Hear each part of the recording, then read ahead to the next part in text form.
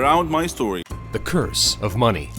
I am Andrew, 20 years old, and I have everything you can imagine, or even what you cannot imagine in life. I reach everything I dream of or desire.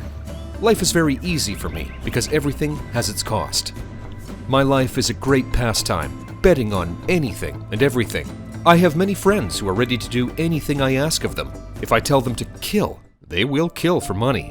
One day I was at a party and I met a girl. It was the first time to see her in the city. Her name was Florence. She was different. She attracted me. I tried to get closer to her and talk to her. She rejected me. Andrew, who no one can say no to, and there is nothing he needs and cannot reach. A girl said no to him.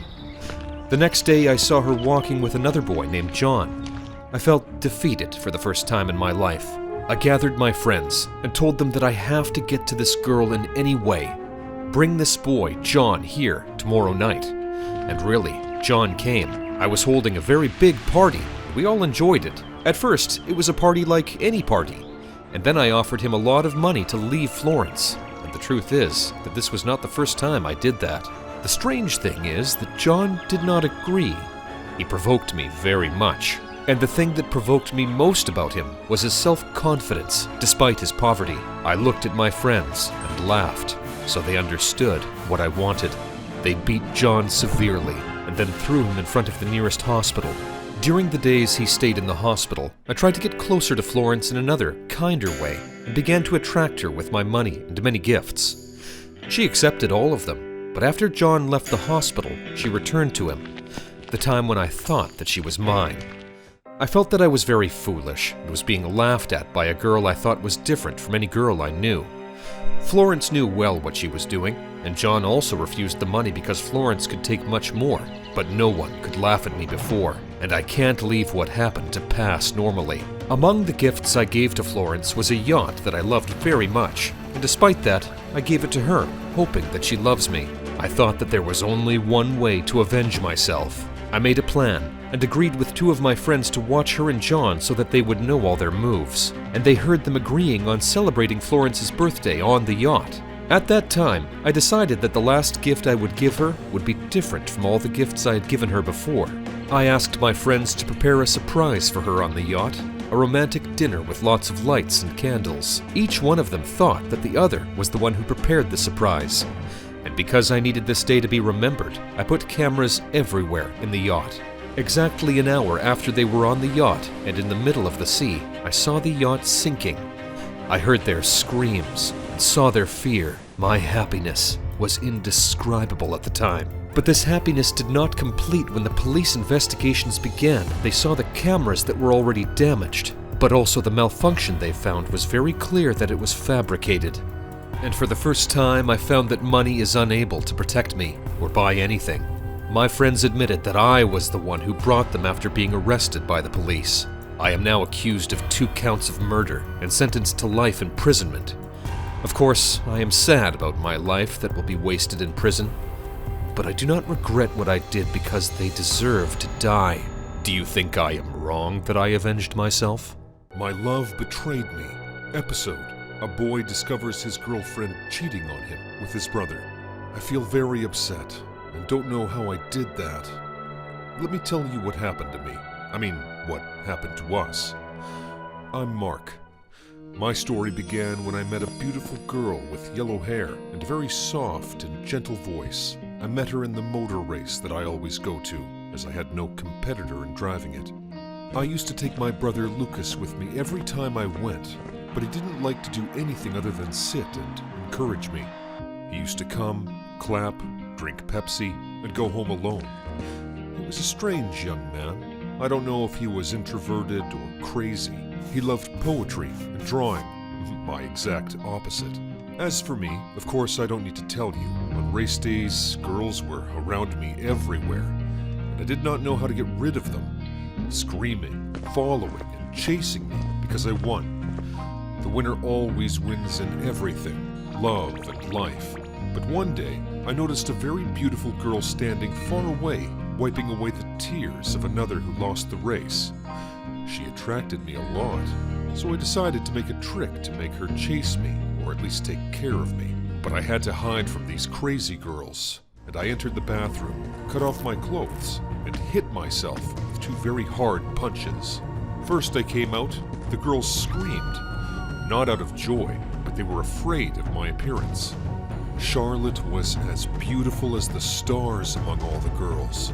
She approached me and asked me about who had done this to me, and I described the boy she was standing with so she could forget him completely. I couldn't describe how she looked at this time. Her eyes sparkled, her hands shaking. She turned around in the stadium, and she didn't find him in the crowd, as if he had disappeared.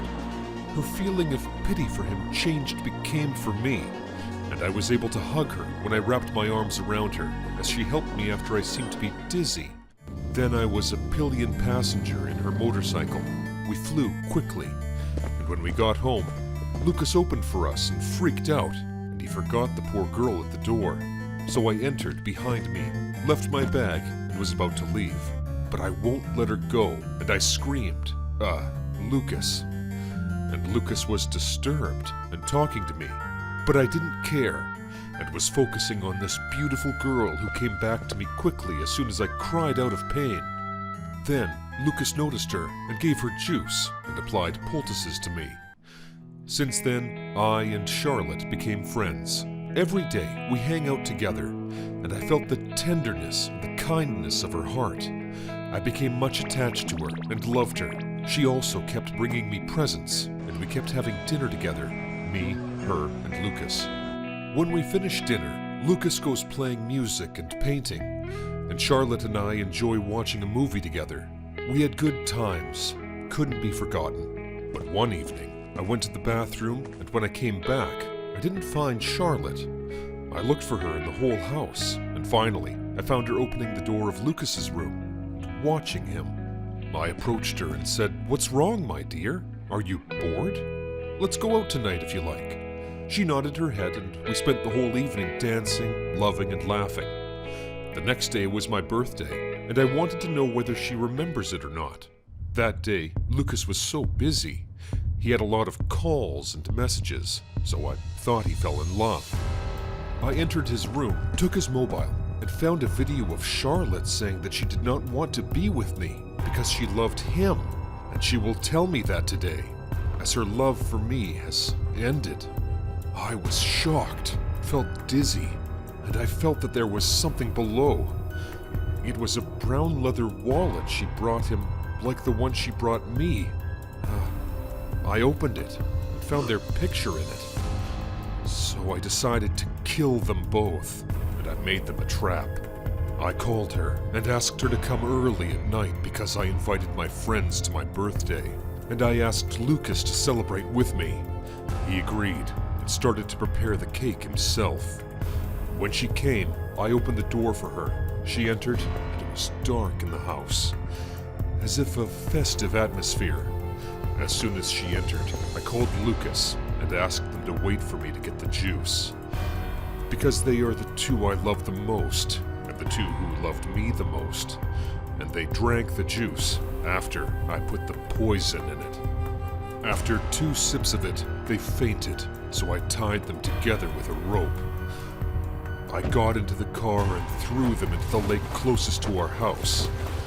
I still feel that I did not take revenge for their betrayal, but I became miserable. Where are Lucas's joy and Charlotte's love? I am alone. Can you tell me how to repent? I don't know what to do. I am Avery, 19 years old. I have 2 sisters, a white and a black girl. Aria is the eldest. She is 20 years old. She is an angel in appearance and character. Everyone loves her. She is always calm and obedient. Mia is our little sister. She is 17 years old. She has a very quarrelsome personality and always gets us into trouble. We always do not agree on anything, especially if it is a place to go out. But this time, it was a little different. Mia agreed on the place where Aria wants to go out since it is Aria's birthday, and she has the right to choose. But of course, it was on the condition that Mia had the right to invite her friends. The day was very nice in the beginning, until Aaron Arya's boyfriend arrived. It was the first time that Mia and I saw him. He was young, handsome, and very polite. And although he was the type that Mia did not like, and she was in a relationship with a young man named Aiden, she liked Aaron very much. Arya realized that Mia was trying to get close to Aaron, and she tried to warn her, but Mia didn't care and went on.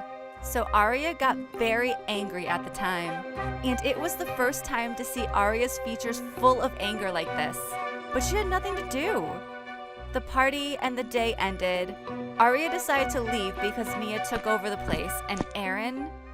In order to try to compensate Arya for this birthday, I booked a camping trip with a group of my university friends. Arya refused at first, but was convinced after a while.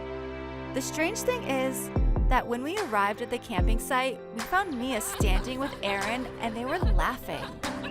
I tried to behave at the time and asked Mia to come with me so we could talk, and I told her that she shouldn't act with Aaron in this way because Arya loves him and she spoils the relationship, but she didn't like my words and left me and walked and went to Aaron while he was helping Arya to set up her tent. Of course, Arya got very angry, but at the same time, she didn't know what to do. She was talking on the phone, and after a while, I didn't find her. I looked for her a lot, but it was useless. I called her, but her phone was switched off. I was like crazy. I didn't know what to do. And when I told Mia to look for her with me, she didn't care. Aaron started searching with me, but to no avail. She disappeared. And at that time, when I did not know what to do, a number called me, telling me that Arya was in the hospital. She had a major accident while returning to the road. She is unconscious. I took Mia and Aaron and went to the hospital. The strange thing is that Mia was not affected, nor did she even feel that she was the reason for what happened, as if she was happy. I was very upset with her. How insensitive was she?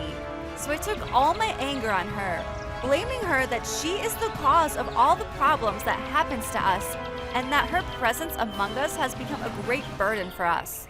Mia kept silent until she reached the hospital. We went to see Arya, and then I didn't find Mia. Disappeared. I tried to find her. I tried to talk to all her friends, but to no avail. At that time, my father and my mother knew what had happened, and they arrived at the hospital and began to ask about my sisters. I didn't know what to tell them anymore. That my older sister is in a coma, or that my younger sister has disappeared. I broke down and kept crying. I felt guilty, and that the reason for all of this was me, who prepared the camping trip, and I was the one who got upset with Mia. I am the reason, and I don't know what to do. I wonder, do you think who is wrong? Me, or Mia, or Arya, who gave up her rights so much?